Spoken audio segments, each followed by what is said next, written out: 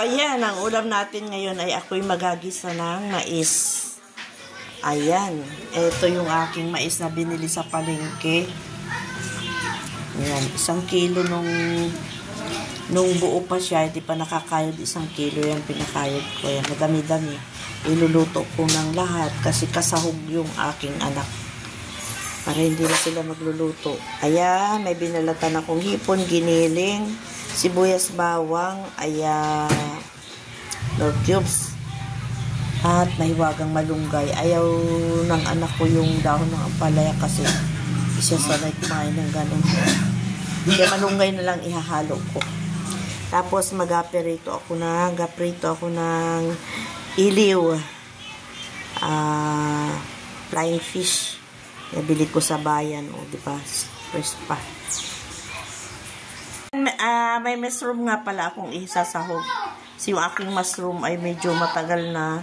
Hindi ko na nagawa. Yung dapat ay sasahugan ko sa kanya. Kaya isasahog ko na lang dito sa aking ginisang mais.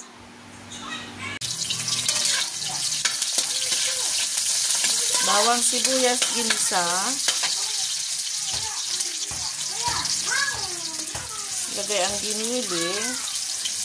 Hindi ko na pinakadami niya ng giniling dahil ay mayroon namang iba pang sahog.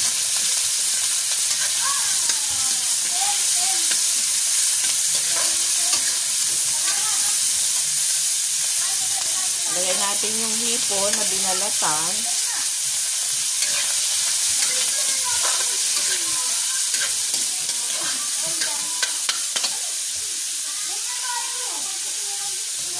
Dagdag tayong paminta.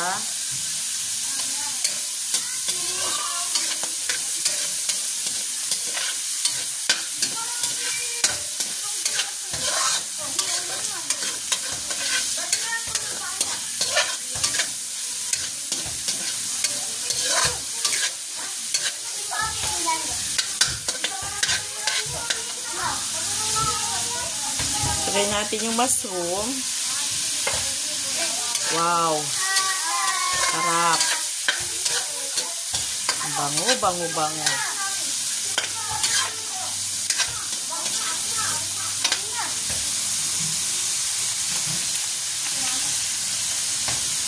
Lagay tayong seasoning. Pampalasa po. Tayo ay nasanay na sa seasoning, kaya hindi pwedeng walang seasoning.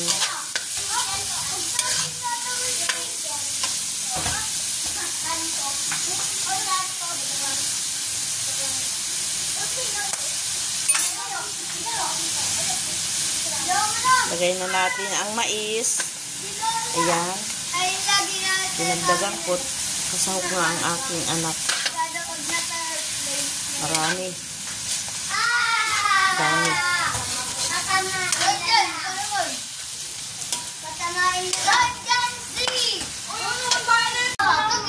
Ayan, naglagay na tayo ng sabaw kasi nagisa na natin siya.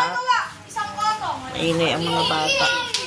Lagay ko na yung cubes na hipon para mas maglasa. Maingay ang mga bata. Yan. Yan natin kumulo dyan. Magdadagdag pa ako ng konting sabaw dyan kasi pag kumulo yan, halos matutuyo yan. Kaya magdadagdag ako ng sabaw. Yan. Okay na. At meron na siyang napakasarap na lasa. Ang sarap-sarap niya. Ooh, yummy. Ang paganyan ang ulam ko, hindi na ako nakain ng kanin. Ito na lang. Dahil okay na siya, luto na siya, ating alagay na yung ating malunggay. Ayan. Malunggay. Dapat ito ay kwan. Talaga ang inalagay talaga dito ay dahon ng ampalaya. Ayaw nung anak ko. Araw pumait. Sabi niya. Kaya malunggay na laang daw ang aking ilagay. Wow! Ayan. Ang sarap ng aking ulam. Ginisang mais na may mushroom. Hinimay na hipon. At syempre ang malunggay. Ayan. Thank you for watching. Okay. Tara na. Kain na na.